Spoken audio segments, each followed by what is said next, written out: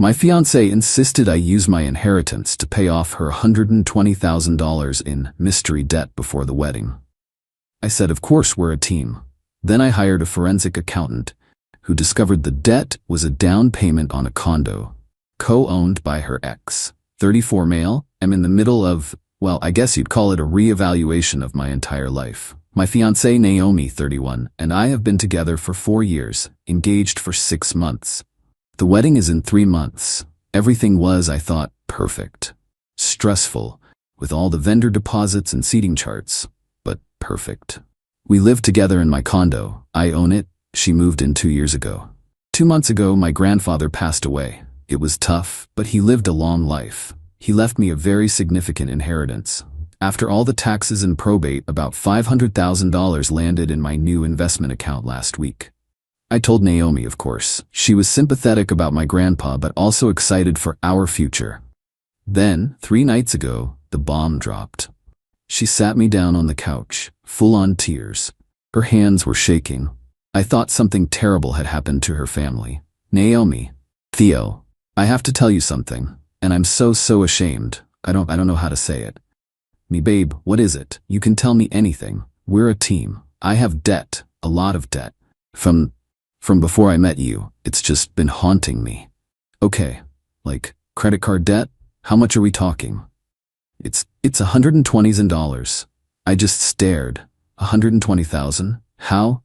She's a marketing manager. She makes good money. How, Naomi? Student loans? What is that from? It's complicated. I made some really bad investments, and I helped a friend who then bailed on me, and I was left holding the bag. It's just a private loan, and the interest... Theo, it's crushing me. I've just been managing it. But now... She looked up at me, her eyes just full of tears, and I now realize something else. Naomi, I can't start our marriage like this. I can't bring this shame into our new life. It'll ruin us. And then, your inheritance. It felt like a sign, like the universe was giving us a clean slate for us. My stomach felt weird, cold. This was the first I'd ever heard of it. 4 years. But I love this woman, or I thought I did. Me, of course, honey, we're a team. You're right. We'll handle it together. We'll pay it off. The relief on her face was immediate. She hugged me, crying about how I was her savior. But that cold feeling didn't go away. $120,000 private loan from a bad investment? It just didn't sound right. Yesterday morning, I told her my plan. Me, babe, I spoke to my financial advisor. He's managing the inheritance, and he said paying off a loan like that is smart, but he needs all the paperwork. You know, the loan agreement, the creditor's contact info, the payoff statement, just standard procedure so he can wire it Qley and make sure it's all closed out legally. She stalled just for a second, but I saw it.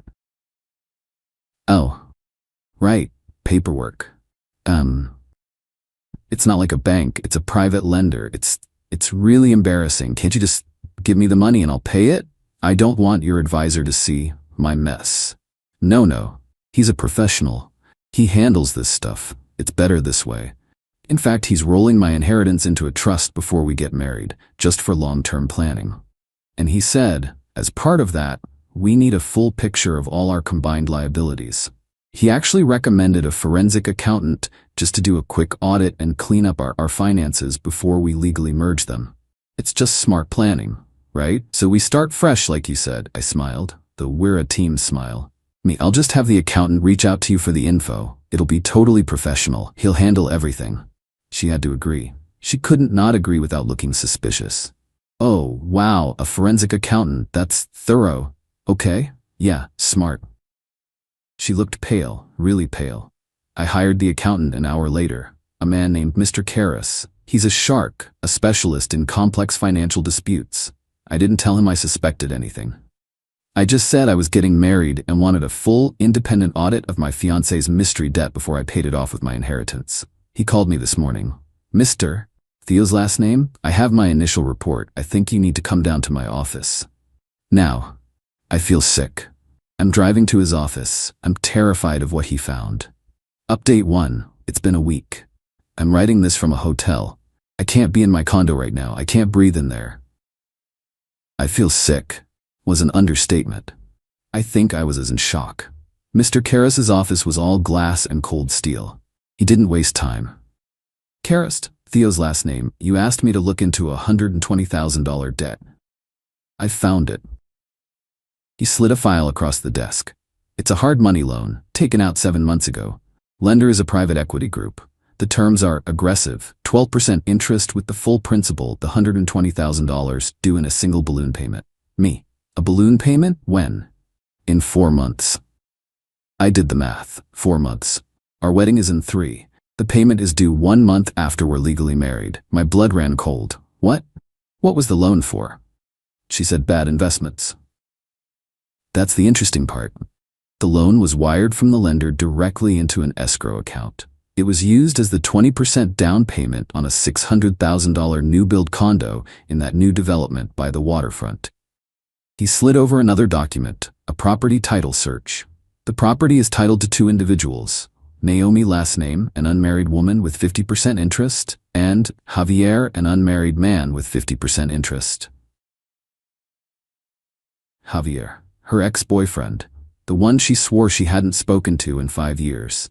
The one she told me was toxic and a child. They own a $600,000 condo together.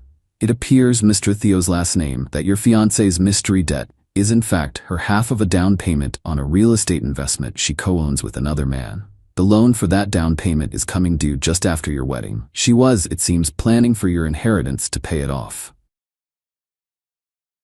I didn't say anything. I just sat there. The world went fuzzy. She wasn't just cheating.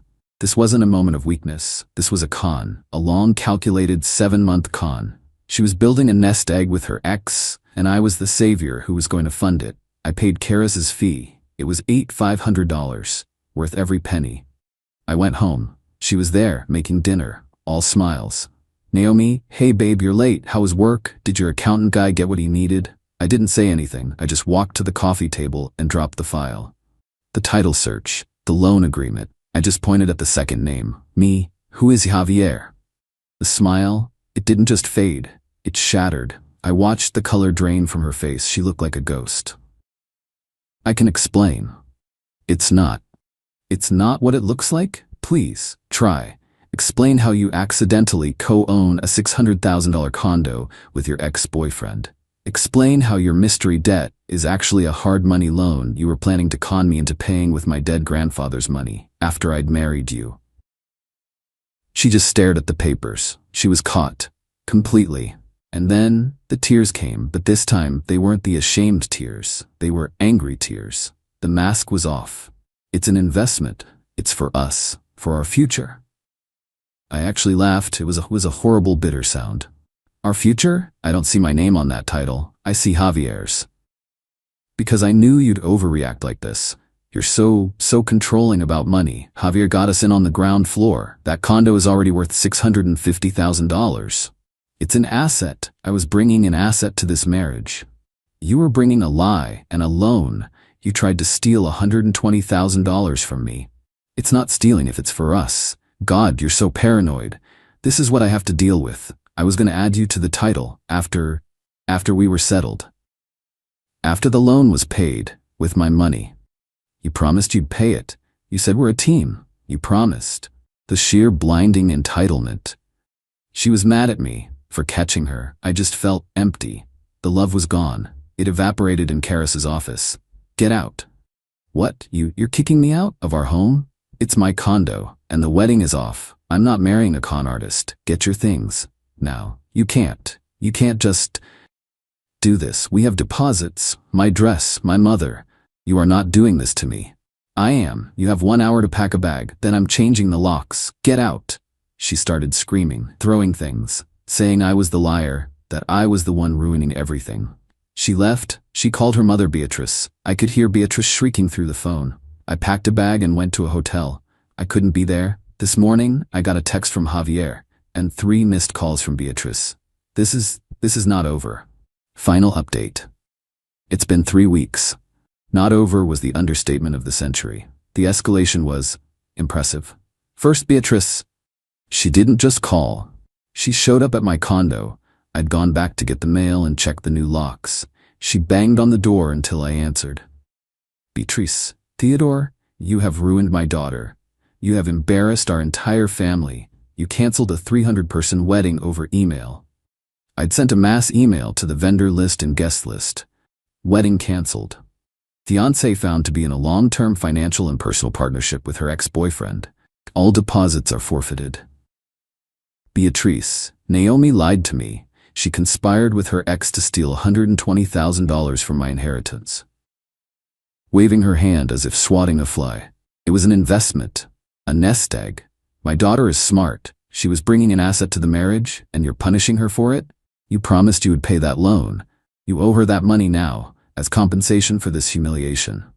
I owe her? For lying? I'm not paying for her condo with her ex. Goodbye, Beatrice. I closed the door on her sputtering. Then, the man himself. Javier.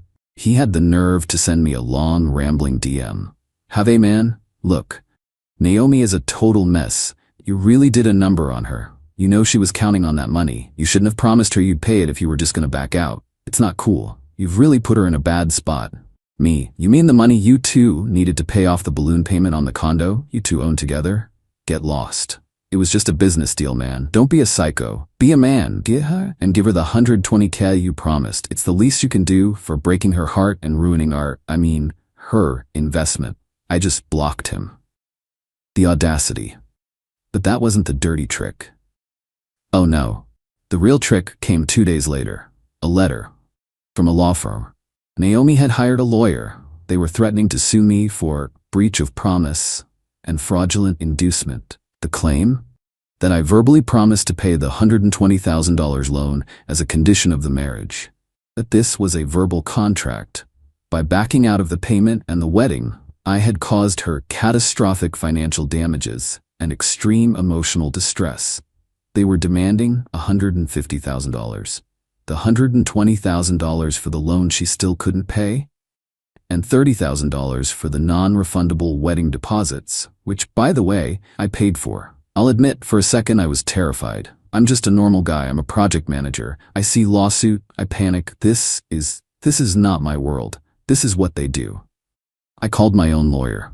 Miss Alvarez, a complete shark, specializes in family law and financial fraud. I sat in her office, my hands shaking, showing her the letter. She read it, and she smiled. A cold, terrifying smile. This is spectacular.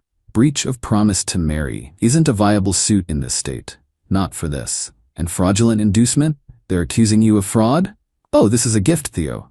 A gift? They're suing me. They've opened the door. They've put in a formal legal document that she is in default of a $120,000 loan, that she believes you are responsible for it. They've admitted her entire financial position is tied to this condo. And you are the aggrieved party. We're not going to defend. We're going to attack. This was my $500K inheritance at work. I wasn't just a common man anymore. I was a common man who could afford Miss Alvarez. My response. The methodical revenge. Miss Alvarez drafted a response that I will probably frame. It went to Naomi's lawyer. Rejection. We reject all claims as frivolous and malicious. The engagement was broken for cause, the cause being conspiracy to commit fraud. Evidence. We are in possession of a full forensic accounting report from Mr. Karras, detailing the hard money loan, the title search for the condo, and the timeline, which proves Miss Naomi's intent to defraud my client after the marriage. The deposits. All wedding-related deposits, totaling $42,350, were paid from my client's personal accounts. As Miss Naomi's fraudulent actions were the sole cause of the cancellation, she is liable for 100% of these lost funds. Therefore, we are hereby filing a counterclaim for $42,350 for the lost deposits, $8,500 for the fee of the forensic accountant, a cost necessitated only by her conspiracy, total $50,850. The offer.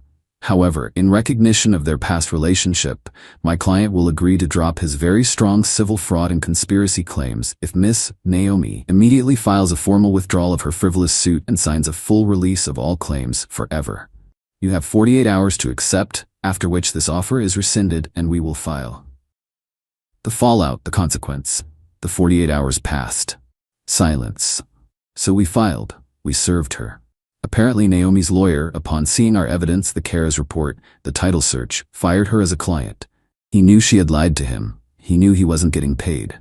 This This is where it gets dark and real. The balloon payment on the $120,000 hard money loan came due last week. Naomi and Javier naturally could not pay. These aren't student loans. This isn't a credit card. This is a hard money lender. They don't send polite letters. They immediately started foreclosure proceedings. I got a call, a sobbing, screaming, hysterical call from Naomi, using Beatrice's phone since I'd blocked her. Naomi, Theo, please. They're taking the condo, the lender. They're taking it. You have to help me. This is your fault. You backed out. You promised. My fault. You tried to steal from me, Naomi. You lied for 7 months.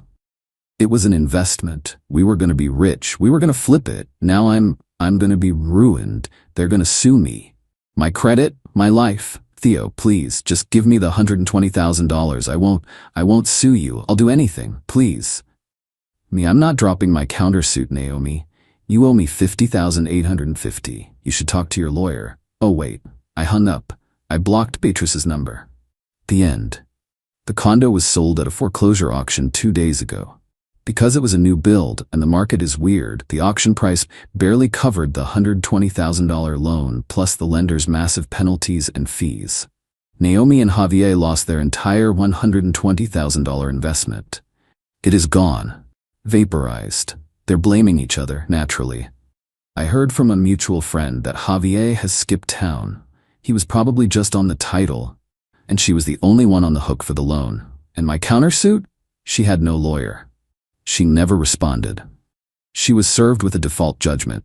She now legally owes me $50,850. I got a text from that same mutual friend yesterday. Naomi had to move back in with Beatrice. She's completely broke. And she's telling everyone that I am a monster who bankrupted her over a simple mistake. Last I heard, she was trying to file for bankruptcy. The bankruptcy will almost certainly wipe out the $50,850 judgment she owes me. I'm never going to see that money. And that's the real part. I won, but I am still out over $50,000 for the wedding deposits and the accountant. That's the price of the lesson. It's not a happy ending. I'm not hiking or living my best life. I feel hollow. But I'm safe. I still have the vast majority of my inheritance. She has a bankruptcy filing, a foreclosure on her record, no condo, no ex, and no fiancé. She played a stupid, vicious game she lost. That's not revenge. It's just math. My fiancé insisted. My parents have to move in with us after the wedding. It's non-negotiable. I said, I understand family comes first. Then I canceled our apartment lease and used the deposit to get a studio, just for me. I, 31 male, am a project manager. My entire job is to look at a list of demands, a budget, and a timeline, and tell people what's actually possible. I deal in reality. I make things happen, but I can't make miracles. My fiancée Alara, 29, and I have been together for 4 years, engaged for the last 6 months. The wedding is in 60 days. Everything was fine. Stressful, but normal. We booked the venue, the caterer. We were in that annoying in-between phase. Our current 2-bedroom apartment lease is up 30 days after the honeymoon, and we've been deep in the hunt for a 3-bedroom house to rent. Something with a small yard, a garage. The next step. I should have seen the red flags. Alara's parents, Annette and Bernard, have always been very involved. Lots of suggestions. Bernard fancies himself a financial wizard, despite a string of consulting gigs that never last, and Annette just expects things. Last Thursday, Alara sat me down. She had that "we need to talk" face, which is never good. Leo, I'm so glad we're getting the 3-bedroom, she started. Me too. That one with the finished basement looks promising. I'm just waiting on the application. Yeah, about that. She took a deep breath, and the air in the room changed. I need you to add 2 more names to the application. My parents. I just stared at her. What? Like as references? No, silly, she laughed, but it was brittle. As tenants, they're going to be moving in with us. The record didn't just scratch, it shattered.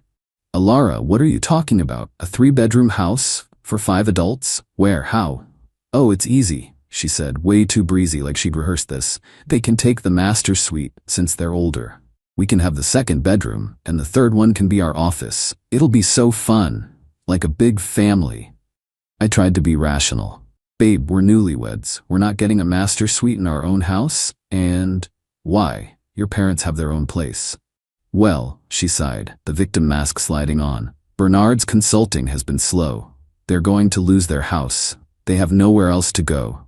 They're my family, Leo. They need us. And you didn't think to discuss this with me? At all? I am discussing it. No, this isn't a discussion, I said, my voice dangerously calm.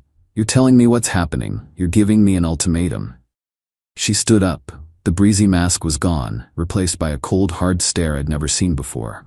Yes, I am. My parents are moving in with us. They are my blood. It's non-negotiable. Non-negotiable.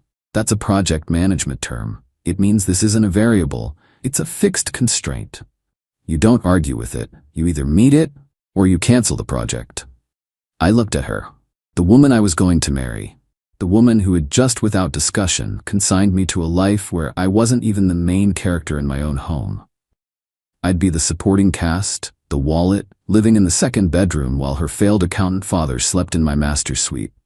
All the hurt, the anger, the betrayal, it just clicked into a cold, quiet place in my brain. I nodded slowly. I even gave her a small, sad smile. I understand, I said. She visibly relaxed. Oh, Leo, thank you. I knew you'd get it. I absolutely do, I said. Family comes first. She hugged me. I didn't hug back. I'm going to go, process this, I said, and make some calls, adjust the plan. Okay, I'll order us food, she chirped, back to her happy self, now that she'd gotten her way. I went into our second bedroom, which I used as an office. I closed the door. I sat there for maybe 10 minutes, just breathing. The hurt was real. A 4-year relationship gone, just like that. But the decision was easy. I'm a project manager. The project parameters just became impossible. Time to liquidate. First, I called the realtor. Hey, Janet, it's Leo. Listen, something's come up. We have to pull our application on the 3-bedroom house. All of them. Yeah, no, we're not going to be looking for a house anymore. The wedding is off. That was the first time I'd said it out loud. It sucked, but it also felt right. Second, I pulled up our current lease. It's a joint lease. Terminates October 31st. We are required to give 30 days notice to vacate. Today is September 1st. Perfect. I drafted an email to the property management company. Per the terms of our lease, please accept this as our formal 30-day notice to vacate. We will be fully moved out by midnight, September 30th. I sent it. CC to Laura. Third, I opened a new browser tab. Looked up studio apartments in a neighborhood across town, near my actual office. Found a brand new building. Nice, small, 450 square foot studios. Expensive, but all I needed. I filled out the application, put down the deposit. Just for me. Lease starts September 15th. Fourth, the wedding. I opened our shared spreadsheet. Venue, $10,000 deposit. Paid from my savings, non-refundable. Caterer, $5,000 deposit. Paid from my savings, non-refundable. DJ, flowers, photographer, all her. Paid from her account. So I'm out $15,000. I thought about it. I thought about the life I'd be living. Me, Alara, Annette, and Bernard in a cramped house with me in the small bedroom. Losing $15,000 was a bargain. It was an escape fee. I sent the emails. To whom it may concern, I'm writing to inform you that the last name wedding on date is cancelled. We understand all deposits are non-refundable, as per our contract. Fifth, the artifact. This was the stupidest, most symbolic part. We had been designing a custom built-in style media console for the new house's living room. A huge walnut and steel monstrosity. It was $7,000. I'd paid the $3,000 non-refundable deposit to the woodworker. It was due to be finished in November. I called him. Hey, it's Leo. Bad news. The move isn't happening and the wedding is off. We have to cancel the console. He was kind. Man, that's rough. The deposit is non-refundable, you know. I've already bought the wood. I know. I'm so sorry. I'm prepared to eat the $3,000. Just cancel the build. You sure? It's a beautiful piece. I'm sure. I'm moving into a studio. It won't fit. I finished my calls. Total damage, $15,000 in wedding deposits, $3,000 in a console deposit, plus the new deposit on my studio. A hit of over $20,000, the cost of freedom. I walked out of the office. Alara was on the couch, scrolling through her phone, smiling. Hey, food's on the way, she said. We need to talk, I said, sitting in the chair opposite her. Oh, what now? She laughed. I just got off the phone with the realtor. I canceled our application for the house. Her smile vanished. What? Why? We can just find a 4-bedroom. Or? I also gave our 30-day notice for this apartment. We have to be out by September 30th. Leo, what is wrong with you? You can't. We'll be homeless. Where will we go? And there it was, the we. That's the thing, Alara. We won't be going anywhere. I'm moving out on the 15th. I just signed a lease on a studio apartment, just for me. She just stared. I've never seen her so still. What did you say? You said your parents moving in was non-negotiable. I understood you perfectly. You made a unilateral decision that affects my entire life, my home, and my finances. So, I'm making one too. The wedding is off. I've already canceled the venue and the caterer. She blinked. Then the tears came, hot, angry tears. You're breaking up with me? Because I want to take care of my family? I'm breaking up with you because you, your mother, and your father decided to turn me into your personal bank and live-in landlord, all without even asking me. You gave me an ultimatum, and I just made my choice. You said family comes first. You're right, so go be with your family, Alara. You can't do this. Where will I go? You've kicked me out. No, I'm moving out. This is a joint lease. We are both responsible for vacating by the 30th. You, Annette, and Bernard have 29 days to find a place to live. That's your project to manage. She went from crying to screaming, called me a monster, a sociopath, said I was abandoning her. I just stood there. I'm going for a drive, I said. I'll be back later to pack. As I walked out, my phone buzzed. It was an email notification. It was Alara forwarding the lease termination notice to her father. The subject line, fix this. Update 1 week later. This has been a week from hell, Tibahai, but I'm also so damn relieved. Thanks for all the messages. It's wild to know how many people have dealt with this kind of bait and switch. So I'm writing this from my new studio. I moved my stuff over 3 days, Sep 14 to 16. It's small, but it's quiet. The couch from our old apartment, which I paid for, fit, but just barely. The rest of my stuff is in storage. Alara, as you can imagine, did not take this well. She apparently thought I was making some grand empty gesture, that I was bluffing, that I'd come crawling back and agree to her terms. She realized I wasn't bluffing when I started packing my clothes. The first 48 hours were just noise, crying, screaming. Then the negotiations began. Leo, okay, I get it. You're upset. She cornered me in the kitchen while I was packing my Nespresso. We don't have to take the master suite. They can have the second bedroom. And the third one. We can build a wall in the living room. Alara, stop. It's not about the floor plan. It's about the fact you tried to force this on me. It's over. Then, as predicted, the parents got involved. The first call was from Annette, her mom. Leo, dear, she started, her voice full of fake sugar. I think there's been a terrible misunderstanding. Alara is just so worried about us. We're family. You can't just throw us all out on the street. Annette, I'm not throwing anyone out. I'm moving out. Our lease is over. Alara has a job. You and Bernard can all go find a new place together. The sugar vanished. You selfish little brat. We've been planning this for 6 months. Bernard has already sold our house. The sale closes next week. We have nowhere to go. I almost dropped the phone. You sold your house? Based on what? A conversation you never had with me? Alara promised us. She said you were on board. You're ruining our retirement. We're going to be homeless because of you. No, Annette, you're going to be homeless because you sold your house before you had another one lined up, based on your daughter's lie. This is not my problem. I hung up. So yeah, this was a long con. They were planning to liquidate their assets, move in with me, and live off my salary while Bernard consulted. The entitlement is staggering. But it gets worse. Alara must have realized I was serious about the money. She called me, hysterical, from the old apartment. Leo, the venue. They won't give me the deposit back. It's $10,000. You have to call them. Tell them it was a family emergency. Tell them we're postponing. No, Alara, I'm not lying for you. The contract is clear. The money is gone. That's our money. You're burning it. You're lighting $15,000 on fire just to spite me. You would rather lose $15,000 than just let my parents live with us. How rich and arrogant can you be? It's not about being rich. It's about the cost. I'm paying $15,000 to not be your family's retirement plan. It's the best money I've ever spent. Then, the artifact. This is the part that made me shake. I got a call on Tuesday from the woodworker, the guy making the $7,000 media console. Hey Leo, weird question. I just got off the phone with Ilara. My stomach clenched. Oh, yeah. She called saying you two had made up and that the wedding was back on. She was very insistent. She wanted to pay the $4,000 balance right now on her father's credit card and change the delivery address to her parents' old house. She was trying to steal it.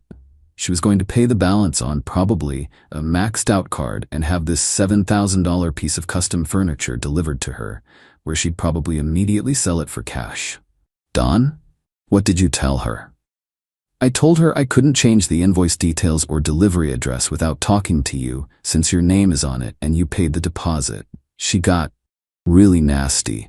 Started saying I was breaching contract and that her father is an accountant and would ruin my business. I was so angry. Don, thank you. Thank you for calling me. Please 100% cancel the order. I don't care about the $3,000 deposit. Just make sure she cannot get her hands on it. I'll email you a formal confirmation right now. I hung up and just sat in my empty studio. It's not just that she was entitled, it's that the second I cut her off, she immediately resorted to lies and attempted fraud. I've blocked her. I've blocked Annette. But I know this isn't over. Bernard hasn't made his move yet. Update 2, 3 weeks later. It's over, I think. I'm sitting in my studio. It's finally starting to feel like home. I bought a real bed, a small dining table. The old apartment is empty. I did my final walkthrough with the landlord yesterday. It's done. The last couple of weeks were a masterclass in entitlement. After I blocked Ilara and Annette, the flying monkeys started. A few of our mutual friends texted me. Hey man, heard you and Ilara are going through it. Kicking her and her elderly parents out seems kinda harsh, bro. I had a copy-paste reply ready. She gave me a non-negotiable ultimatum that her parents, who sold their house without telling me, were moving into our home. She lied and then tried to defraud a local business by stealing a $7,000 piece of furniture. The relationship is over. The replies were fast. Whoa, envum. Damn. That shut down pretty quick. Then, as predicted, Bernard made his move. I got a certified letter at my new address, which is terrifying view. She must have had my mail forwarded or something. It was a formal demand for compensation. Bernard, in his capacity as a financial consultant, had drafted an itemized bill. He was charging me for Ilara's contributions to the domestic partnership. Emotional labor and household management, $2,500 a month, 48 months equals $120. Damages for breach of promise. The wedding, $50,000. Reimbursement for non-refundable wedding items, $4,200, the stuff she paid for. Acquisition fee for the artifact, the media console, $7,000, the full price. Total demand, $181,200. He gave me 10 business days to pay before he would pursue all legal remedies and file for liens against my assets. My blood ran cold. This is insane. This is extortion. I'm just a project manager. I don't have 180 calories. I almost had a panic attack. I called my uncle, who's a corporate lawyer. He's not a family lawyer, but he knows intimidation when he sees it. I read him the letter. He was silent for a full minute. I thought the call dropped. Then I just heard him wheezing. He was laughing so hard he couldn't breathe. Leo, my God, he finally gasped. This is art. This is the dumbest, most beautifully crafted piece of legal fan fiction I have ever seen. Emotional labor, acquisition fee. Is this guy licensed? Does he even have a license? I don't think so. He's a consultant. Okay. First, breach of promise is barely a thing in this state, and it wouldn't apply here. Second, you can't bill someone for emotional labor in a relationship. Third, he's admitting to the attempted fraud with the console. This is a gift. He sent a letter back on his firm's official, terrifyingly expensive letterhead. It was short. Mr. Vance, your letter to my client, Mr. Leo's last name, has been received. It is legally baseless, frivolous, and appears to be a good-faith attempt at criminal extortion. All your claims are rejected. Furthermore, we have a sworn affidavit from the woodworker at Craftsman's business name regarding your daughter's attempt to commit fraud by wire. Any further contact, threats, or demands directed at my client will be met with a police report and a petition for a restraining order against you, your wife, and your daughter. Govern yourselves accordingly. That. The silence was immediate. The final confrontation was last night. I had to go back to the old apartment for the final walkthrough with the property manager. I'd scheduled it for 5 p.m. When I pulled up, they were there. Alara, Annette, and Bernard. They were in the parking lot with a U-Haul and a pile of junk. A broken lamp, bags of trash, an old mattress. "You have to let us back in." Alara ran up to my car. I locked the door. "Alara, the walkthrough is in 10 minutes. Your lease is over." "They won't let us rent a new place," she was sobbing, pointing at her parents. "Our credit is shot, Bernard's, the house sale. It's complicated. We have nowhere to go." "Leo," Bernard stepped up, trying to look imposing. "You did this. You ruined us. After that letter your shyster lawyer sent, my prospects have dried up." I'm guessing his prospects were other people he was trying to bully. "We're living in a motel, Leo," Annette shrieked. "A motel? You can't just leave us." The property manager pulled up, a no-nonsense woman named Trish. She got out of her car. "Folks, what's going on here? You were supposed to be out by midnight yesterday." "It's his fault," Alara screamed, pointing at me. "He abandoned me. He kicked me out." I just looked at Trish. "Trish, I moved out 2 weeks ago. I'm just here for the sign-off." Trish looked at the pile of junk. "Miss Vance, not only are you not out, but you've left all this trash. I'm going to have to charge you for the removal, and a per diem for every day you're still here." "You can't," Bernard blustered. We're victims here." "You're tenants who have overstayed your lease," Trish said, clipboard out. "I'm calling the police to have you trespassed, and the cleaning fee and penalty are coming out of your deposit." Alara just crumpled. She realized she had no one left to bully. "Leo, please," she whispered. Just help me. Pay for the motel. Just for a week, I'll pay you back." I looked at her, the woman I'd loved. She looked small and desperate, and she'd still, to this day, never once said, "I'm sorry." She'd only said, "Fix this." "No, Alara," I said. It wasn't angry. It was just tired. "I can't. Family comes first, remember? You've got yours. Go take care of them." I did the walkthrough with Trish. The apartment was fine, my side anyway. I signed the papers, gave her my new address for the deposit refund. As I was leaving, I saw them. The three of them, Annette, Bernard, and Alara, arguing next to a U-Haul. They were trapped by their own entitlement, their own lies. I lost over $20,000. It's a brutal, expensive lesson. I'll be paying off the credit card I used for my new deposit for a while. But as I drove back to my small, quiet 450 square foot studio, I've never felt so free. I'm managing my own project now, and it's going to be great.